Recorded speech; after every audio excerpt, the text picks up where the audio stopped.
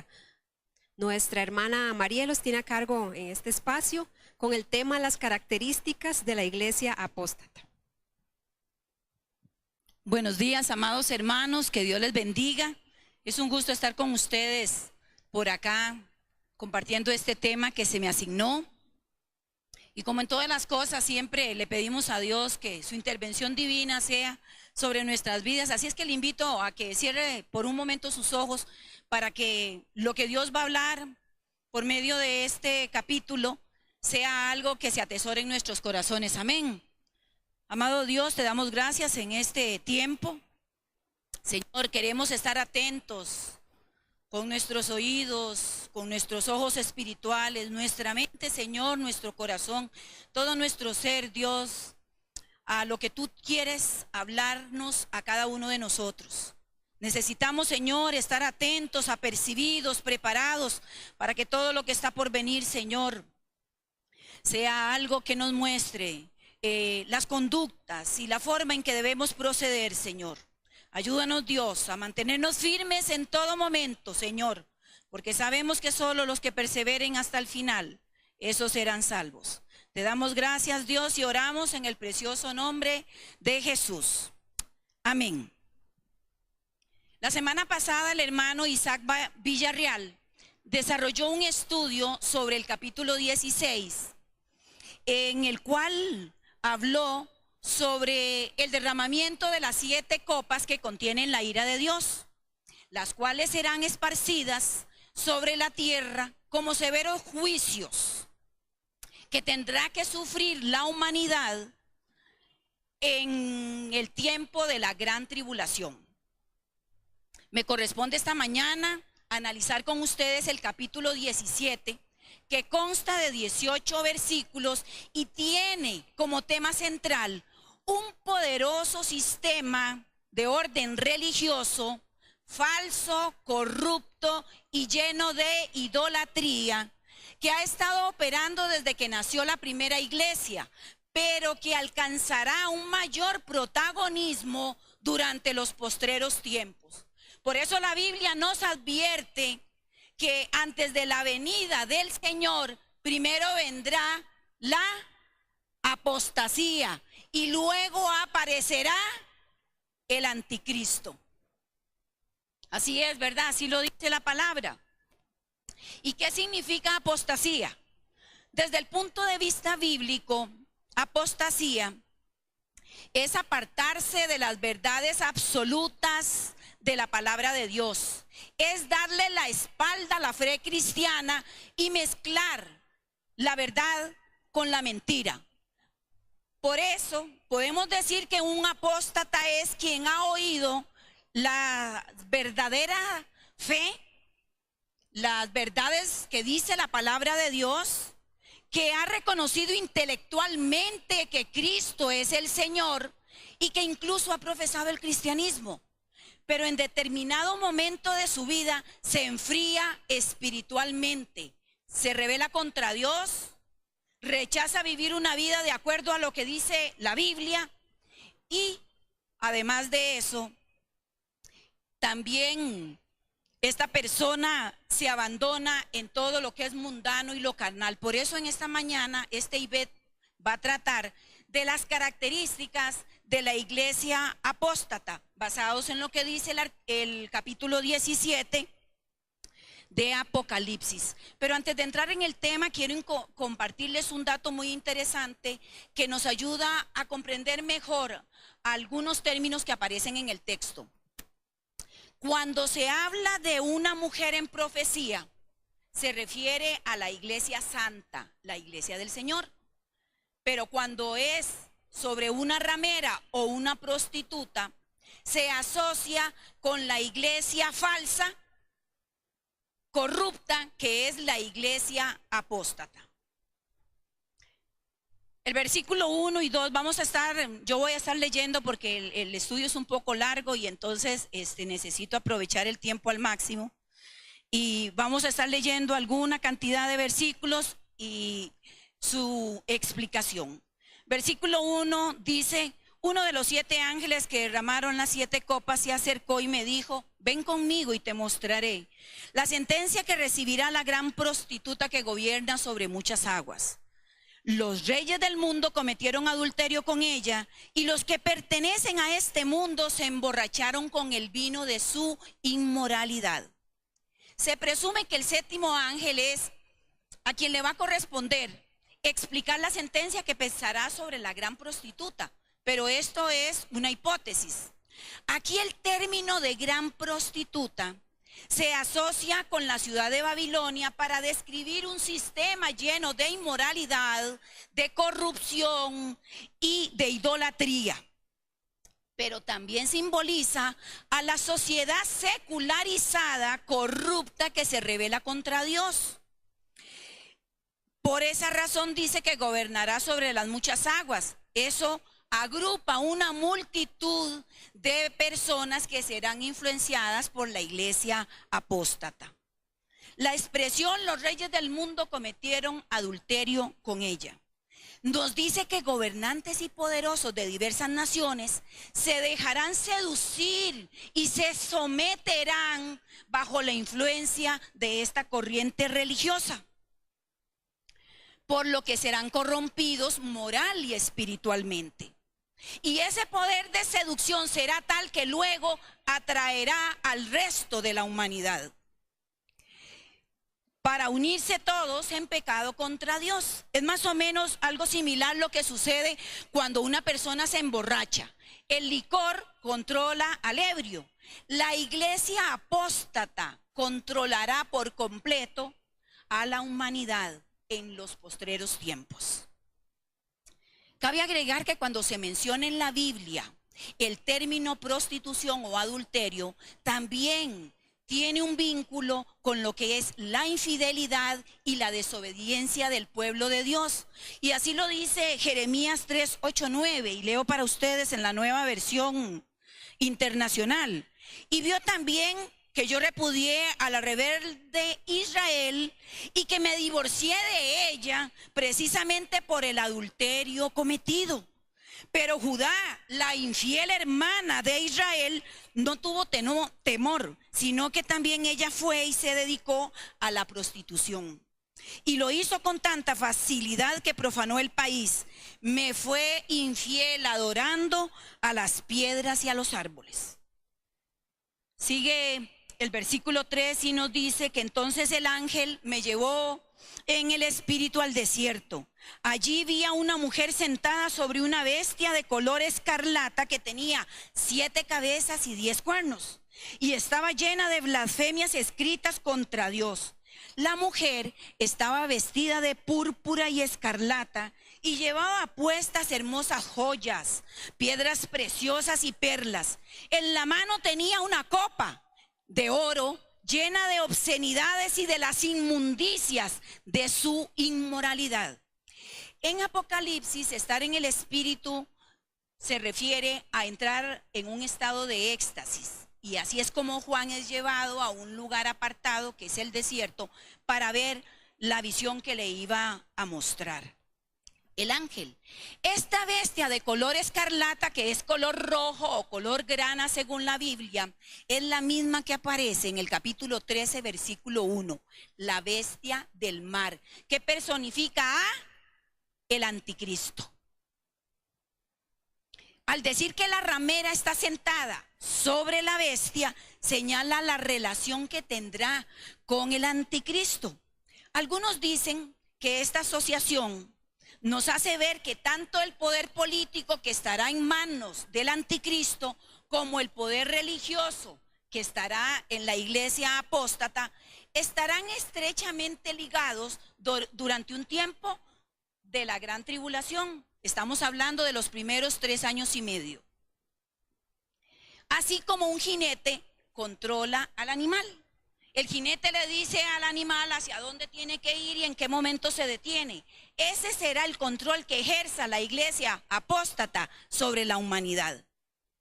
Las cabezas que tiene la bestia representan 7 imperios que persiguieron a Israel en el pasado. Y los 10 cuernos son 10 naciones que surgirán del antiguo territorio del Imperio Romano y perseguirán a Israel en el futuro.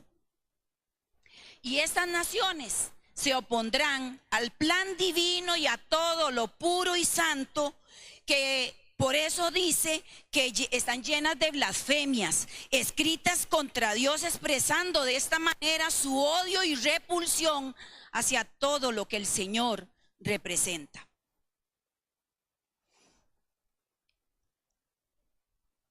Los colores púrpura, morado y el color escarlata describe a la mujer, que aquí habla de la ramera, iglesia apóstata. Nos da a entender que tiene mucha riqueza, lujo, autoridad y esplendor.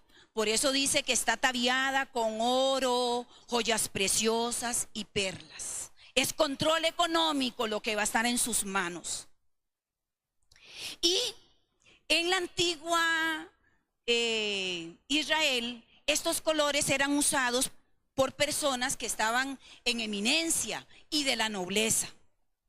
Actualmente nosotros podemos ver también gente que utiliza estos colores.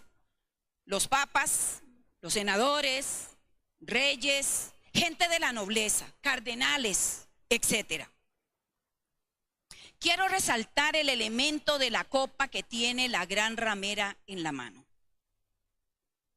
ya que según algunos intérpretes la copa se ve muy atractiva, tiene una linda apariencia, es muy llamativa y prometía el vino más delicioso, pero por el contrario, la copa estaba llena de corrupción, de obscenidades, de inmundicia y de inmoralidad. Por eso digo, como en el versículo que mencioné anteriormente, estaba llena de cosas contra Dios. Frases que describían la repulsión y el odio por todo lo divino, por todo lo santo y por todo lo puro. Y en el Antiguo Testamento todo esto de inmundicia, obscenidades, inmoralidad se asocia con lo idolátrico. El pensamiento aquí, según el comentarista George Eldon Ladd, es que con la promesa de riqueza y lujo, la mujer seduce a los hombres, alejándolos de la verdadera adoración a Dios.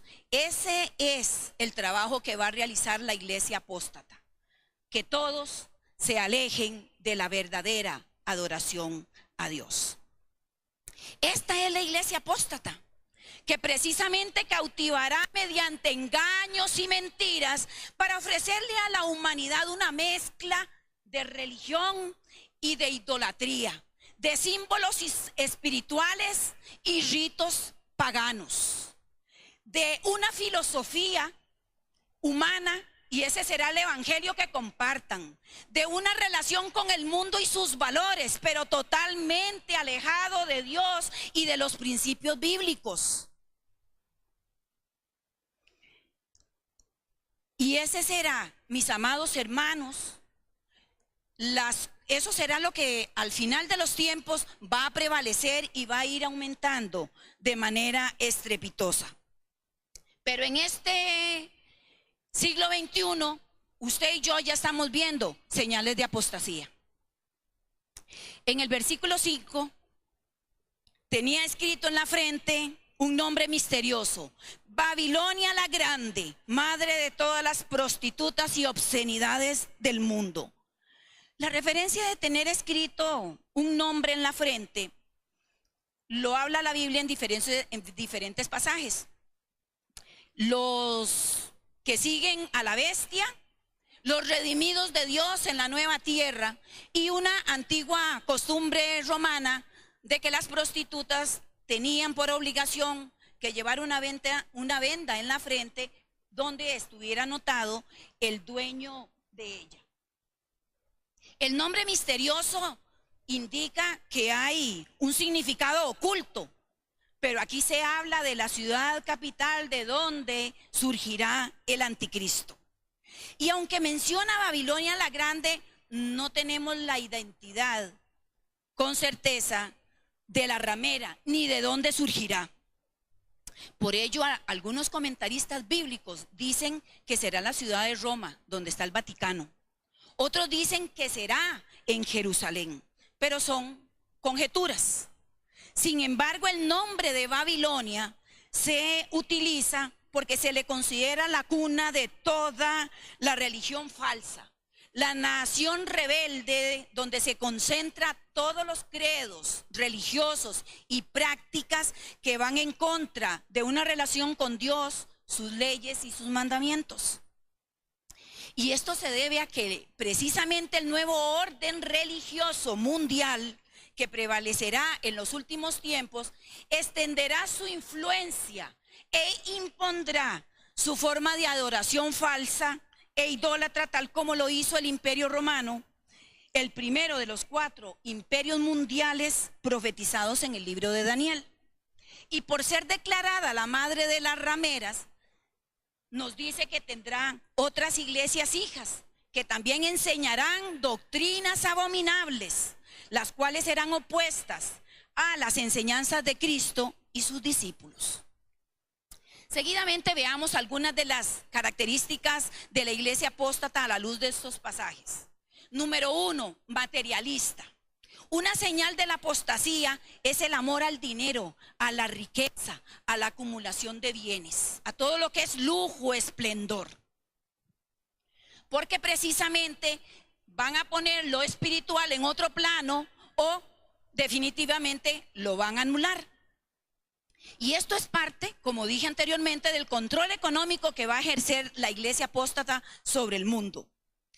Porque no solo van a comercializar, mis hermanos, con el evangelio, ni con el nombre de Dios, y con el nombre más bien, sino que también van a mercadear, van a lucrar con los ministerios que dirigen. Por eso son conocidos como mercaderes del evangelio. Hemos escuchado la teoría de la prosperidad, ¿cierto? Hay algunos dirigentes de iglesias que actualmente le ofrecen a los oyentes que Dios les hace un milagro, que Dios les va a dar mucha prosperidad, que Dios le va a dar un favor que usted está necesitando, pero sabe, usted tiene que entregarle todo el dinero que tiene, todos los lotes, las casas, los carros, todo lo que tiene en el banco, usted se lo va a dar a Dios y Dios le va a conceder ese milagro y ese favor. Así es como van a lucrar con el evangelio de Cristo. Así es como quieren influenciar a la humanidad en los tiempos que están por venir. Otra característica es que niegan y se oponen por completo a Dios y a todo lo puro y lo santo que Él representa. Los apóstatas se interesan solo por lo obsceno, lo inmoral, lo profano, lo corrupto, que totalmente es contrario al carácter de Dios y sus valores espirituales. Ellos practican con toda naturalidad y sin ningún remordimiento toda clase de acciones paganas e idolátricas inmorales, oponiéndose a lo puro y santo que representa el Señor. Tito 1, 15, 16 dice: todas las cosas son puras para los puros, mas para los corrompidos e incrédulos nada les es puro, pues hasta su mente y sus conciencias están corrompidas. Profesan conocer a Dios. Ojo, hermanos, profesan conocer a Dios, pero con los hechos lo niegan, siendo abominables y rebeldes, reprobados en cuanto a toda buena obra. Pues también en nuestra época hay iglesias que aceptan toda clase de personas, sin ninguna restricción, de doble moral, de dudosa reputación, personas que tienen una vida liberal. Pero ojo, no con la finalidad de que se conviertan a Cristo y se arrepientan de sus pecados y permitan que el Espíritu Santo los transforme. No, esa no es la finalidad, sino por el contrario, que tengan un lugar donde reunirse, pero que sigan con sus vidas pecaminosas, haciendo lo malo y lo perverso delante de los ojos de Dios. Porque a ellos no les interesa nutrir espiritualmente a los oyentes a la luz de la palabra.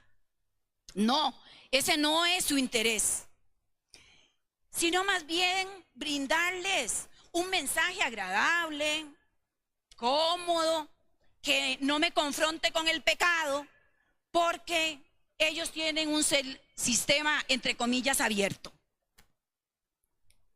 Y con esto van a tratar de torcer y distorsionar la verdad bíblica. Y todo esto va a seguir creciendo escandalosamente, hermanos, hasta la pérdida total de valores en el mundo entero. Por eso hablamos de una iglesia moral y espiritualmente corrupta. Y no vayamos muy lejos, aquí en Costa Rica se está hablando de matrimonio igualitario, del aborto terapéutico, que no es que una niña fue violada y entonces le van a inducir el aborto, sino que una mujer dice: no estoy preparada para madre, yo no puedo ser mamá, yo todavía no tengo la capacidad, y entonces esta ley permite que pueda abortar con toda libertad. Y también hablamos de la ideología de género, que quieren adoctrinar a nuestros niños desde las pequeñas edades sobre todo esto que hemos visto una y otra vez con lo del tema de la educación sexual en los chicos. Aquí también estamos viendo parte de todo esto. El versículo 6 nos dice que pude ver que ella estaba borracha de la sangre del pueblo santo de Dios, es decir, los que testificaron de Jesús. Me quedé mirándola totalmente asombrado. Esta frase nos habla de los mártires cristianos que fueron víctimas de la iglesia primitiva por la antigua Roma, que cometieron amargas persecuciones contra ellos y murieron en manos de estas personas porque ellos no adoraron y no le rindieron culto al emperador como si fuera un dios, cuando ellos ya tenían al verdadero Dios en sus vidas. Pero hermanos, más tarde serán aquellos que se nieguen a seguir y a adorar al anticristo los que morirán de esta manera. Y nosotros sabemos que actualmente muere en diferentes países del mundo gente por profesar el cristianismo, ¿cierto? Pero en el final de los tiempos, esto también irá cada vez en mayor aumento. Versículo 7 dice: ¿por qué te asombras tanto?, preguntó el ángel. Te explicaré el misterio de esta mujer y de la bestia con 7 cabezas y 10 cuernos sobre la que ella está sentada. Dice además que la bestia que viste, que antes vivía pero ya no, sin embargo pronto subirá del abismo sin fondo e irá a la destrucción eterna. Los que pertenecen a este mundo, cuyos nombres no fueron inscritos en el libro de la vida antes de la creación del mundo, se asombrarán al ver la reaparición de esta bestia que había muerto. Me interesa compartir el comentario de Matthew Henry sobre este asombro que le causa a Juan la visión que le está mostrando el ángel. Y dice que es que lo que él está viendo proféticamente es el futuro de una institución religiosa que perseguirá a muerte a los verdaderos creyentes obedientes a Dios y a su palabra antes que a los hombres, aunque ellos se llamen representantes de Dios y seguidores de Cristo. Esta bestia que dice que antes vivía pero ya no, también ya lo vimos en Apocalipsis 13, versículo 3, donde se relata que una de las cabezas recibió una herida mortal, desaparece, pero es sanada, es herida, y entonces luego surge del abismo. En el lenguaje apocalíptico, abismo simboliza lo demoníaco, el ámbito satánico del mal, y es descrito como la sede de la bestia. Sin embargo, la reaparición de esta bestia durará muy poco tiempo, porque será derrotado y destruido por el Cordero. Asimismo dice que el asombro que causa esta escena es a los inconversos, porque habían visto a una bestia que desapareció, que fue destruida y luego reaparece. Hagamos otro alto acá para ver otras características de la iglesia apóstata. Engañan y usan la mentira para sus propósitos vanos. En la iglesia apóstata reina un espíritu de engaño y de mentira en todas sus acciones y en las enseñanzas que ellos le ofrecen a quienes le siguen, porque es el modo que opera en medio del pueblo de Dios. Actualmente existen falsos profetas y falsos maestros que se dedican a atraer y seducir muy sutilmente a todo tipo de creyentes con nuevas filosofías humanas sin asidero bíblico, con actos de entretenimiento y distracción diversa para sustituir los fundamentos de la Biblia. Porque es mediante el engaño y la mentira que estarán pervirtiendo el mensaje del evangelio, quitando lo espiritual, lo santo, lo celestial, la deidad de Dios, para dejar lo carnal, lo inmoral, lo corrupto, como los valores que van a regir en el mundo y que todos deberíamos practicar. Le invito a que lea en su casa 2 de Tesalonicenses 2, 3, 4 para quienes anotan. Otra característica: no profesa amor por sus semejantes. El apóstata no tiene amor por sus semejantes, ni le interesa el bienestar de los demás, porque su corazón está lleno de tinieblas. Ellos son amadores de sí mismos, egoístas, que lo que buscan es su beneficio y su satisfacción personal, sin importarles las necesidades de otros. Una señal de los últimos tiempos, mis hermanos, es que disminuirá el amor natural en los hombres y en las mujeres. Y habrá división y destrucción en el mismo seno familiar y en el cuerpo de creyentes. Porque todo es parte de la decadencia que va a sufrir la humanidad. Así lo dice 2 de Timoteo 3:13, que le invito a que lo lean en casa. El versículo 9 dice que aquí se requiere una mente con entendimiento. Yo dije, uy, Dios mío, entonces me va a costar a mí entenderlo. Las 7 cabezas de la bestia representan las 7 colinas donde la mujer gobierna. También representan 7 reyes. 5 reyes ya han caído. El 6º reina actualmente y el 7º todavía no ha llegado, pero su reino será breve. La bestia escarlata que existía, pero que ya no existe, es el 8º rey. Este rey es como los otros 7 y él también va rumbo a la destrucción. Los 10 cuernos de la bestia son 10 reyes que todavía no han subido al poder, pero estos serán designados como reyes por un breve momento para reinar junto con la bestia. La frase una mente con entendimiento nos dice qué es lo que significa todo esto. Es difícil de comprender, pero veamos lo que varios comentaristas y estudiosos de la Biblia nos dicen sobre ello. Las 7 colinas representan 7 imperios y los gobernantes que las dirigen son las 7 cabezas. Un dato interesante que encuentro en la Biblia es que, y en los comentarios, es que cuando se habla de cabezas en la profecía bíblica de cabezas, es que se está refiriendo a reinos o imperios, y en la Biblia es común leer que se habla de colinas o montañas. Eso se asocia con el poder o el gobierno de una nación. Se dice que 5 reyes han caído, lo que indica que ya acabaron su gobierno y que podemos compararlos con los reinos de Babilonia, Egipto, Asiria, Medo-Persia y Grecia, que fueron esencialmente idolátricos. El otro gobierno está en ese momento, que es cuando escribe Juan Apocalipsis, en la primera parte del siglo I, que era el Imperio Romano. Y el 7º está por venir, pero durará muy poco tiempo porque el 8º va a tomar su lugar. Y este será el último.